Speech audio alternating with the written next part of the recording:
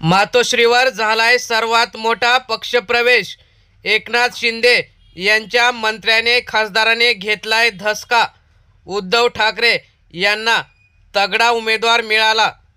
40 आमदार 13 खासदार यांच्यासोबत जो मंत्री आणि खासदार गेला होता, पराभव करण्याची ठाकरेंना नामी संधी आलेली आहे।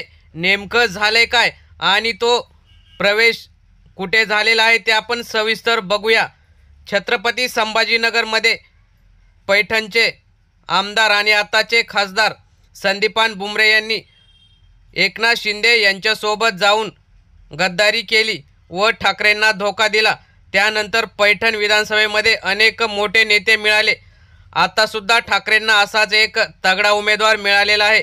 सीए सचिन घायाळ, श्री संत एकनाथ महाराज कारखान्याचे चेअरमन यांनी आपल्या हजारो कार्यकर्त्यांसहित मातोश्रीवर ठाकरेंच्या उपस्थितीत प्रवेश केला।